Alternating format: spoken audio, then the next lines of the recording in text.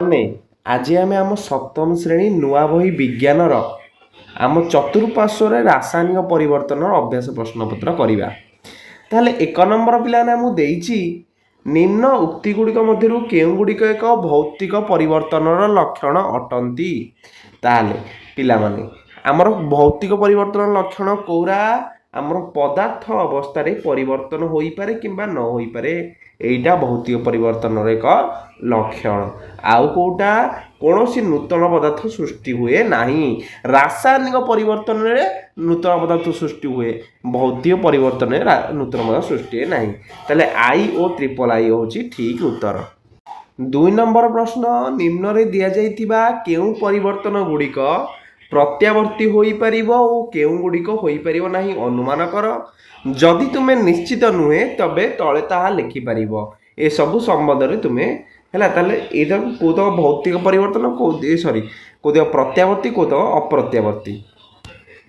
ପିଲାମାନେ ପ୍ରତ୍ୟାବର୍ତ୍ତୀ ହେଲା ଯେଉଁଟା ତାର ପୂର୍ଣ୍ଣ ଅବସ୍ଥାକୁ ଫେରି ଆସେ।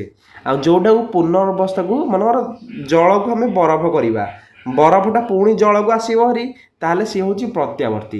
କିନ୍ତୁ କାଠକୁ ଯଦି ଆମେ ଜାଳିଦେବା ସିଏ ଅଙ୍ଗାର ହେଇଯିବ, ଅଙ୍ଗାରଟା ଆଉ କାଠ ହେଇପାରିବ ନାହିଁ, ତେଣୁ ସିଏ ହେଉଛି ଅପ୍ରତ୍ୟାବର୍ତ୍ତୀ। ତାହେଲେ କପଡ଼ା ସିଲେଇ ସାର୍ଟ କରିବା ଅପ୍ରତ୍ୟାବର୍ତ୍ତୀ, ସିଧା ସୂତାକୁ ବଙ୍କା କରିବା ପ୍ରତ୍ୟାବର୍ତ୍ତୀ, ପିତ୍ତଳରୁ ଘଣ୍ଟି ତିଆରି କରିବା ଅପ୍ରତ୍ୟାବର୍ତ୍ତୀ, ପାଣିରେ ଚିନି ଦ୍ରବୀଭୂତ କରିବା ପ୍ରତ୍ୟାବର୍ତ୍ତୀ, ଧାନରୁ ଚାଉଳ ବାହାର କରିବା ଅପ୍ରତ୍ୟାବର୍ତ୍ତୀ, ଫଳ ପାଚିବା ଅପ୍ରତ୍ୟାବର୍ତ୍ତୀ, ଏକ ଖୋଲା ପାତ୍ରରେ ପାଣି ଫୁଟାଇବା ପ୍ରତ୍ୟାବର୍ତ୍ତୀ, ଏକ ଖାଲି ସ୍ଥାନରେ ମୂର୍ତ୍ତି ଗଢ଼ିବା ଅପ୍ରତ୍ୟାବର୍ତ୍ତୀ। ନେକ୍ସଟ, ଶିମୁଳି ତୁଳାରୁ ସୂତା ତିଆରି କରିବା ଅପ୍ରତ୍ୟାବର୍ତ୍ତୀ। ନେକ୍ସଟ ପିଲାମାନେ, ନିମ୍ନ ଉକ୍ତି ଗୁଡ଼ିକ ସତ୍ୟ ବା ମିଥ୍ୟା ଦର୍ଶାଅ। ଯଦି କୌଣସି ଉକ୍ତି ମିଥ୍ୟା ହୋଇଥାଏ ତେବେ ସତ୍ୟ ଉକ୍ତିଟି ଲେଖ। ପିଲାମାନେ ମହମବତୀ ଜଳିବା ପାଇଁ ମହମ ତରଳିବା ଆବଶ୍ୟକ, ଇଏ ହେଉଛି ସତ୍ୟ। ଖରେ ଜଳୀୟ ବାଷ୍ପକୁ ଘନୀଭୂତ କରି ଜଳ ସଂଗ୍ରହ କରିବା ରାସାୟନିକ ପରିବର୍ତ୍ତନ ନାହିଁ, ଏହା ହେଉଛି ମିଥ୍ୟା। ଏହାର ଠିକ୍ ଉତ୍ତର ହେଉଛି ଭୌତିକ ପରିବର୍ତ୍ତନ। ଗରେ ପତ୍ରରୁ କମ୍ପୋଷ୍ଟ ଖତ ପ୍ରସ୍ତୁତ ହେବା, ଏହା ଏକ ରାସାୟନିକ ପରିବର୍ତ୍ତନ, ସତ୍ୟ ବଚନ। ଲେମ୍ବୁ ରସ ସହ ଖାଇବା ସୋଡ଼ା ମିଶାଇବା ଏକ ରାସାୟନିକ ପରିବର୍ତ୍ତନ, ଏହା ବି ସତ୍ୟ। ନେକ୍ସଟ ପିଲାମାନେ ଆମର ଶୂନ୍ୟ ସ୍ଥାନ ପୂରଣ କର। ଯେଉଁତକ ବ୍ଲାକ୍ ବୋଲ୍ଡରେ ଲେଖା ହେଇଛି ସେସବୁରେ ଶୂନ୍ୟ ସ୍ଥାନ ଅଛି। ନୂଆ କଳା ଗେଟ୍ରେ ବାୟୁ ଏବଂ ଜଳୀୟ ବାଷ୍ପ ସଂସ୍ପର୍ଶରେ ଆସିଲେ କଳଙ୍କି ଲାଗେ, ଏହା କେଉଁ ପ୍ରକାର ପରିବର୍ତ୍ତନ? ଏହା ଏକ ରାସାୟନିକ ପରିବର୍ତ୍ତନ। ଗୋଟିଏ ରୁମାଲକୁ ଧୋଇବା ଏକ ଭୌତିକ ପରିବର୍ତ୍ତନ। ଯେଉଁ ପ୍ରତିକ୍ରିୟାରେ ତାପ ନିର୍ଗତ ହୁଏ ତାହାକୁ ଆମେ ତାପ ଉତ୍ପାଦୀ ପ୍ରତିକ୍ରିୟା କହିବା। ନେକ୍ସଟ, ଘରେ ମ୍ୟାଗ୍ନେସିୟମ ବାୟୁରେ ଜଳି ଉତ୍ପନ୍ନ କରୁଥିବା ପଦାର୍ଥକୁ ଆମେ ମ୍ୟାଗ୍ନେସିୟମ ଅକ୍ସାଇଡ୍ କହିବା। ହେଲା, କ'ଣ ଲେଖିବ? MgO ହେଲା ମ୍ୟାଗ୍ନେସିୟମ ଅକ୍ସାଇଡ୍। ଉତ୍ପନ୍ନ ପଦାର୍ଥର ପ୍ରକୃତି କିପରି? ଇଏ ଗୋଟେ କ୍ଷାରୀୟ, ଗୋଟେ କ୍ଷାର। ଏବଂ ମ୍ୟାଗ୍ନେସିୟମ ଜଳିବା ଏକ ରାସାୟନିକ ପରିବର୍ତ୍ତନ। କେଉଁ ପରିବର୍ତ୍ତନ? ରାସାୟନିକ ପରିବର୍ତ୍ତନ। ନିଜେ ଲେଖିଦେବ ହେଲା। ତାପରେ 5 ନମ୍ବର, ଜଳ ବରଫକୁ ଏବଂ ଜଳୀୟ ବାଷ୍ପକୁ ପରିବର୍ତ୍ତନ ହେବା ଭୌତିକ ପରିବର୍ତ୍ତନ ନା ରାସାୟନିକ ପରିବର୍ତ୍ତନ ବୁଝାଅ। ପିଲାମାନେ ଏହା ହେଉଛି ଏକ ଭୌତିକ ପରିବର୍ତ୍ତନ, କାରଣ ଏହି ପ୍ରକ୍ରିୟାରେ କେବଳ ପଦାର୍ଥର ଅବସ୍ଥାରେ ପରିବର୍ତ୍ତନ ଘଟେ କିନ୍ତୁ କୌଣସି ନୂତନ ପଦାର୍ଥ ସୃଷ୍ଟି ହୁଏ ନାହିଁ, ତେଣୁ ଏହା ଏକ ପ୍ରତ୍ୟାବର୍ତ୍ତୀ ପରିବର୍ତ୍ତନ। 6 ନମ୍ବର ପ୍ରଶ୍ନ, ଦୁଧକୁ ଦହି କରିବା ଏବଂ ଏକ ଭୌତିକ ନା ରାସାୟନିକ ପରିବର୍ତ୍ତନ? ତୁମ ଉକ୍ତିର ଯଥାର୍ଥତା ପ୍ରତିପାଦନ କରିବା।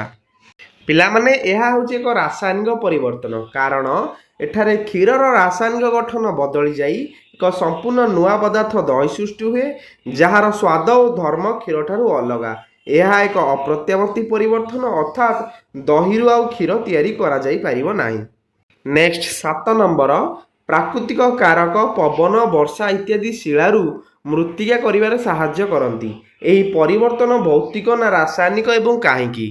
ପିଲାମାନେ ଏହା ଏକ ଭୌତିକ ପରିବର୍ତ୍ତନ, କାରଣ ପବନ ଓ ବର୍ଷା ଦ୍ୱାରା ପଥର ଘଷି ହୋଇ କେବଳ ତାର ଆକାର ଓ ଆକୃତି ବଦଳିଥାଏ। ପଥରର ରାସାୟନିକ ଗୁଣରେ କୌଣସି ପରିବର୍ତ୍ତନ ଘଟେ ନାହିଁ କିମ୍ବା ନୂଆ ପଦାର୍ଥ ସୃଷ୍ଟି ହୁଏ ନାହିଁ। ନେକ୍ସଟ 8 ନମ୍ବର ପିଲାମାନେ ଦେଇଛି, ତଳେ ଦିଆଯାଇଥିବା ପରିବେଶ ଅନୁକୂଳ ପୂର୍ବକ ଶୀର୍ଷକ ଗଳ୍ପଟିକୁ ପଢ଼ି ବନ୍ଧନୀ ମଧ୍ୟରେ ଥିବା ସବୁଠାରୁ ବିକଳ୍ପ ଗୁଡ଼ିକୁ ଠିକ୍ ଚିହ୍ନ ଦିଅ। ନିଜ ପସନ୍ଦର ଏହି ଗଳ୍ପର ଏକ ଉପଯୁକ୍ତ ଶୀର୍ଷକ ଦିଅ। ତାହେଲେ ଆଗ ବିଷୟଟିରୁ ଆମେ ଠିକ୍ ଚିହ୍ନ ଦେଖିବା। ଦେଇଛି ନନ୍ଦିନୀ ରୋଷେଇ ଘରେ ଭୋଜନ ପ୍ରସ୍ତୁତ କଲା ବେଳେ ପନିପରିବା କାଟେ, ଆଳୁରୁ ଚୋପା ଛଡ଼ାଏ ଏବଂ ଫଳ କାଟେ। ବୁଝିଲା? ତାହେଲେ ଏଇଟା ହେଉଛି ଆମର ଭୌତିକ ପରିବର୍ତ୍ତନ। ସେ ମଞ୍ଜି, ଫଳ, ପନିପରିବା ଚୋପାକୁ ଗୋଟିଏ ମାଟି ପାତ୍ରରେ ସଂଗ୍ରହ କରେ। ହେଲା, ମାଟି ପାତ୍ରରେ ସଂଗ୍ରହ କଲା, ତାହେଲେ ଇଏ ବି ଭୌତିକ ପରିବର୍ତ୍ତନ। ସେହି ଫଳ, ପରିବା ଚୋପା ଓ ଅନ୍ୟ ସାମଗ୍ରୀ ଗୁଡ଼ିକ ବୀଜାଣୁ ଓ କବକମାନଙ୍କ ଯୋଗୁଁ ବିଘଟିତ ହୋଇ କମ୍ପୋଷ୍ଟରେ ପରିଣତ ହେବାକୁ ଆରମ୍ଭ କରେ। ଏ ହେଉଛି ଆମର ଗୋଟେ ରାସାୟନିକ ପରିବର୍ତ୍ତନ। ସେ ସେହି କମ୍ପୋଷ୍ଟରେ ମଞ୍ଜି ଲଗାଇବାକୁ ସ୍ଥିର କରେ ଓ ନିୟମିତ ପାଣି ଦିଏ। ଅଳ୍ପ ଦିନ ପରେ ସେ ଦେଖେ ଯେ ମଞ୍ଜି ଗୁଡ଼ିକ ଅଙ୍କୁରିତ ହେବାକୁ ଆରମ୍ଭ କରେ ଓ ଛୋଟ ଚାରା ଗୁଡ଼ିକ ବଢ଼ିବାକୁ ଲାଗେ। ଶେଷରେ ସେଥିରେ ରଙ୍ଗୀନ ଫୁଲ ଗୁଡ଼ିଏ ଫୁଟେ।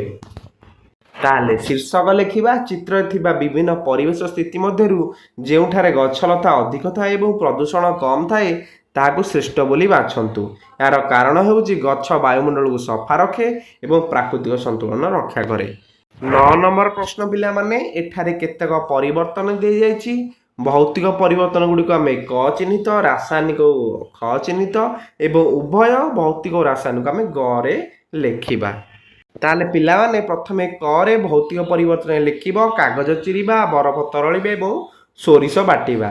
ଖରେ ଉଭୟ ଭୌତିକ ଓ ରାସାୟନିକରେ ଲେଖିବ ମହମବତୀ ଜଳିବା ଏବଂ ରାସାୟନିକ ପରିବର୍ତ୍ତନ ଲେଖିବ କାଠ ଜଳିବା, କ୍ଷୀରରୁ ଦହି ହେବା। ଫଳ ପାଚିବା, ମ୍ୟାଗ୍ନେସିୟମ ଜଳିବା, ଭିନେଗାରରେ ଖାଇବା ସୋଡ଼ା ମିଶେଇବା। 10 ନମ୍ବର ଦେଇଛି ଚିତ୍ର। ଏହି ଚିତ୍ର 4ଟି ଦେଇଛି ଆମକୁ। କ, ଖ, ଗ, ଘ ରେ କରାଯାଇଥିବା ପରୀକ୍ଷଣ ଗୁଡ଼ିକ ପ୍ରଦର୍ଶିତ ହୋଇଛି। କେଉଁ କ୍ଷେତ୍ର ବା କ୍ଷେତ୍ର ଗୁଡ଼ିକରେ ଚୂନ ପାଣି ଦୁଧିଆ ହୋଇଛି ଖୋଜ ଓ କାହିଁକି? ପିଲାମାନେ ଚିତ୍ର କ ଓ ଖରେ ବୁଦବୁଦ ସୃଷ୍ଟି ହେବ, ହେଲା ବା ଦୁଧିଆ ହେବ ଯେତେବେଳେ ଭିନେଗାର ସହିତ ଖାଇବା ସୋଡ଼ା ମିଶାଯାଏ। ସେମାନଙ୍କ ମଧ୍ୟରେ ରାସାୟନିକ ପ୍ରତିକ୍ରିୟା ହୋଇ କାର୍ବନ ଡାଇଅକ୍ସାଇଡ ଗ୍ୟାସ୍ ନିର୍ଗତ ହୁଏ। ଏହି ଗ୍ୟାସ୍ ଯୋଗୁଁ ହିଁ ପାଣିରେ ବୁଦବୁଦ ଦେଖାଯାଏ। ଚିତ୍ର ଗ ଓ ଘରେ ଲୁଣ ବା ଚୂନ ବ୍ୟବହାର ହୋଇଥିବାରୁ ସେଠାରେ ସମାନ ପ୍ରତିକ୍ରିୟା ହେବ ନାହିଁ। ଧନ୍ୟବାଦ ପିଲାମାନେ। ଭିଡ଼ିଓ ଭଲ ଲାଗିଥିଲେ ଲାଇକ୍ କରିଦେବ, ସାଙ୍ଗ ପାଖକୁ ସେୟାର କରିଦେବ।